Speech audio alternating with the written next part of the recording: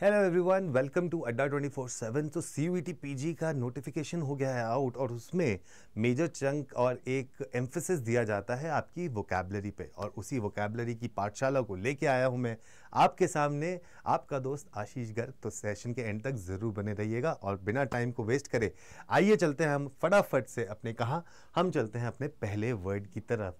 तो पहला वर्ड आपका इस पिक्चर से है, फटाफट से इस पिक्चर को देख लीजिए आप, और इस पिक्चर को देखकर देखिए कि कौन सी आपको। तो ये है फेशियल एक्सप्रेशन। तो जब आप कभी किसी के फेशियल एक्सप्रेशन या the way he is mimicking, she is mimicking something, या फिर उसके चेहरे पे जो हाव भाव है, उससे रिलेटेड आप कौन सा वर्ड बोल सकते हो, उससे रिलेटेड जो वर्ड आप बोल सकते हो उसको हम बोलते हैं काउंटेनेंस। क्या बोलते हैं उसे? काउंटेनेंस। तो काउंटेनेंस का मतलब होता है पर्सन फेस और facial expressions. Face, features, physiognomy, profile, facial expression, इसको हम बोलते हैं काउंटेनेंस। यूसेज हम कैसे करेंगे? His impenetrable eyes and inscrutable countenance give little away. मतलब कहीं होता है ना, कईयों का स्ट्रेट फेस होता है और उसको देख के आपको बिल्कुल पता नहीं चलता कि ये क्या चल रहा है इसके दिमाग में, क्या चल रहा है इसके मन में, ये नहीं पता चलता। So that is what we call as countenance. So that is the facial expressions. चलिए अगले वर्ड की तरफ चलते हैं। अगला वर्ड है हमारे पास डॉगमैटिक। डॉगमैटिक एक तरीके की टोन भी होती है जो हमारे रीडिंग कॉम्प्रिहेंशन में होती है। सो डॉगमैटिक को हम क्या बोलते हैं? Dogmatic is something that is inclined to lay down principles as undeniably true. मतलब ये बोलते हैं ना, जो ये हमारे सोच है या जो हमारे सोचने का नजरिया है वो सही है, दैट इज अनडिनाइबली ट्रू। इसके सिनोनिम्स क्या हो सकते हैं? somebody who's opinionated, preemptory, somebody who's assertive, imperative, somebody who's insistent, उसको हम बोलते हैं इसके synonyms of the word dogmatic. So she was not tempted to be dogmatic about what she believed. ठीक है, तो she didn't want to be opinionated. So कई बार होता है जो लोग बोलते हैं, जो हम बोल रहे हैं बस हमारे ही मान्यता सच है जो हम मान रहे हैं, बाकी हमें कोई मतलब नहीं किसी से। So that is what we call as dogmatic.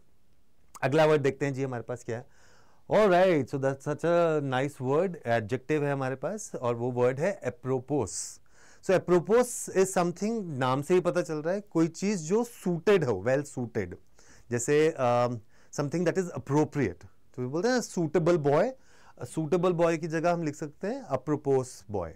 So a proposed boy is somebody who's suitable, somebody who's appropriate, somebody who's pertinent, relevant, apt है, जो opposite है, something बोला है ये तो बड़ा apt है, ठीक है। तो something that is very apt, that is called apropos, ठीक है।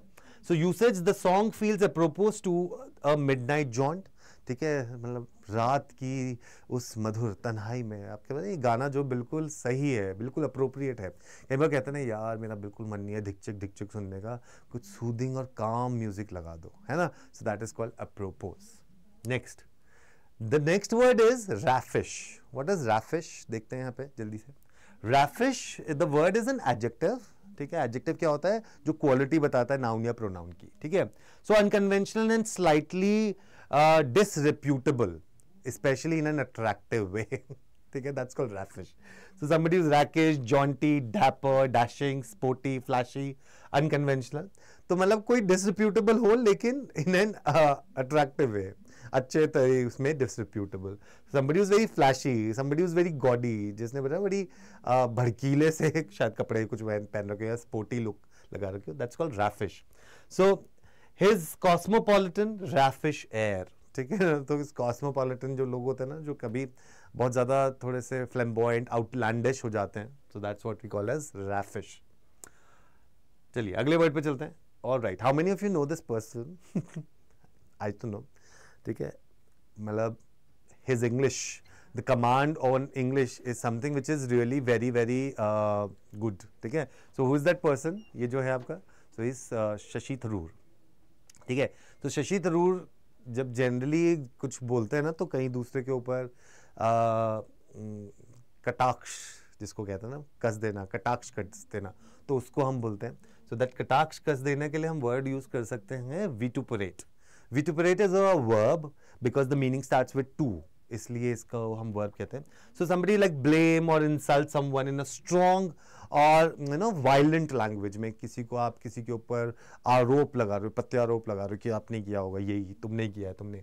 सो revile, rail against, inveigh against, fulminate against, fulminate क्या होता है, जिसमें से फ्यूम्स निकल रही हो ना, फ्लेम्स, सो फल्मिनेट फ्लेम्स निकलना, मतलब किसी के साथ आग निकलना, भड़कीला, आप किसी को आपने बुरा भला कह रहे हो, बिल्कुल अग्रेशन में। So he vituperated against all presidents with equal gusto. उसने सारे presidents के बारे में बिल्कुल अनाप शनाप जो भी था वो बोला, और that too with full confidence, with full gusto. Gusto क्या होता है? Gusto is with full might या with full guts के साथ, ठीक है? तो that's called vituperate. अगला वर्ड देखते हैं। अगला वर्ड इज डिफिडेंस। डिफिडेंस का मतलब होता है when you have difficulty in being confident, जब आप थोड़े से शाय हों, कावर्ड से हों, थोड़े से जिसमें सेल्फ कॉन्फिडेंस की कमी हो थोड़ी सी, उसको बोलते हैं डिफिडेंस। सो मॉडेस्टी और shyness resulting from a lack of self confidence, when you don't have self confidence in you, that means you are diffidence. So shyness, bashfulness. So bashful क्या होता है? Bashful is shy. Unassertiveness, modesty, modestness, somebody who's कहते हैं नहीं डेम्योर सा ना, बिल्कुल शांत सा, शाय, शर्मीला, ठीक है वो। So he regretted his diffidence and awkwardness in large groups, उसको जो ना थोड़ा सा प्रॉब्लम, डिफिकल्टी होती थी, तो उसको हम यहाँ पर बोलते हैं डिफिडेंस। फल्मिनेट, अरे अभी किया था हमने, वर्ड बताया था मैंने आपको, फल्मिनेट एक वर्ब है। फल्मिनेट होता है, फल्मिनेट होता है जब आप, it's an expression, vehement expression, जिसमें it's full of poisonous, full of protest, जब आप उसमें होता है तो that's called fulminate. So protest, rail, rage, rant, thunder storm, declaim, inveigh, that is called fulminate, fulmination. तो जिसमें आप बहुत ज़्यादा किसी के ऊपर जो ना डिसरिस्पेक्टफुल कह दो या बी लिटिल करना कह दो किसी को।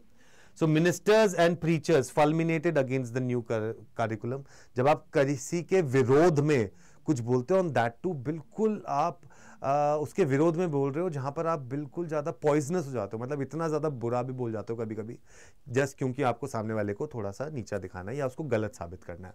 सो दैट्स कॉल्ड फल्मिनेट या फिर विटुपरेट, दोनों are synonyms to each other. Next word is say, that is a noun. So I say that the testing of a metal or ore to determine its ingredients and quality. जब आप किसी इसको metal को test करते हो कि उसके अंदर उसके इंग्रेडिएंट्स क्या है या उसकी क्वालिटी कैसी है, ठीक है, तो जैसे गोल्ड को कभी कभी करते हैं, तो that's called assay. So evaluation, assessment, analysis, examination, test, these are the synonyms for the word assay, right. So new plate was taxed when it was bought for assay, ठीक है।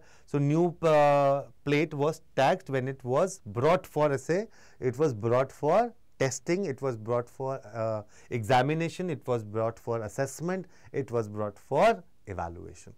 तो ये सारे के सारे इसके क्या हो जाएंगे? These will all be the synonyms for the word assay. Is that clear everybody? चलिए अगले पे चलते हैं।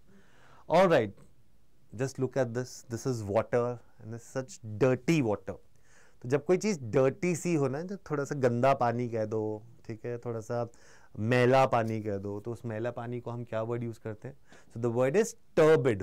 Turbid is an adjective again because it tells the quality of water.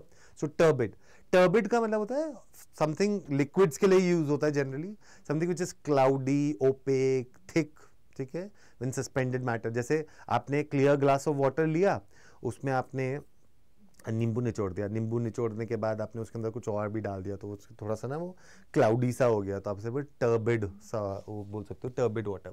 So murky, muddy, thick, opaque, cloudy, that's called turbid.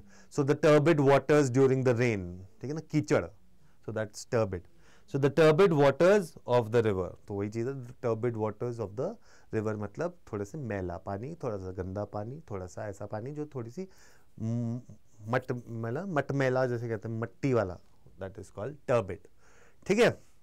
चलिए जी अगले उस पे चलते हैं। Alright, just look at this particular child, ठीक है, वेरी इंटेलिजेंट सा लग रहा है, पढ़ के पीछे मैथ के सवाल कर रखे हैं, कह रहे हैं ओके मुझसे ज़्यादा कोई इंटेलिजेंट नहीं है, तो ऐसे इंसान को हम क्या बोल सकते हैं? We call it erudite. Erudite again is a quality, so adjective है ये। तो erudite is somebody who is having और showing great knowledge for learning, जो बहुत ज़्यादा लर्नड हो, बहुत ज़्यादा वाइज हो या बहुत ज़्यादा स्किलफुल हो किसी भी चीज़ में, उसको बोलते हैं हम एरुडाइट। क्या बोलते हैं? एरुडाइट। सिनोनिम्स क्या लगाएंगे इसके? Learned, scholarly, well educated, somebody who is very knowledgeable, तो उसको हम बोलते हैं एरुडाइट। क्या बोलते हैं उसे? एरुडाइट।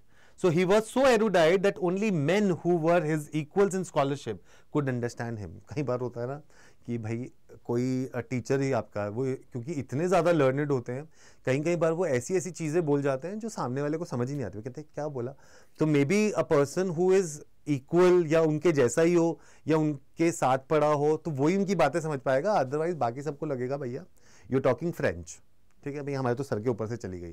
ठीक है, जैसे वो 3 इडियट्स में बोलता है ना, वो उसने नाम लिया तो उसके टीचर कहते हैं कहना क्या चाहते हो, तो बोलता है किताबें, बुक्स। तो कहता है भाई सिंपल भाषा में बोल लो, तो एरोडाइट की उनकी भाषा समझ में आएगी। So that's called एरोडाइट, right.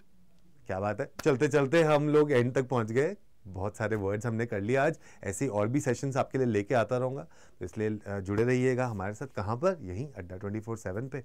किसके साथ? अपने दोस्त, अपने भाई और अपने इस टीचर के साथ। नाम है क्या? आशीष गर्ग, राइट। बैच भी आ चुका है आपके लिए, जाके ले लो फटाफट से। अगर अभी तक नहीं लिया है तो CUET MHCT का महापैक भी ले सकते हो, और जो बैच आया है वो भी ले सकते हो। कोड लगा सकते हो Y713, नीचे डिस्क्रिप्शन में चल ही रहा है, देखो आपके सामने, वहाँ से लो। बैच लेने में कोई दिक्कत आती है तो मेल कर दो ashish.garg@adda247.com पर। और ये मेरा वादा है कि आपके साथ पूरी एंड तक बना रहूँगा और कॉलेज में ज़रूर पहुँचा के रहूँगा। ठीक है, जय हिंद, जय भारत।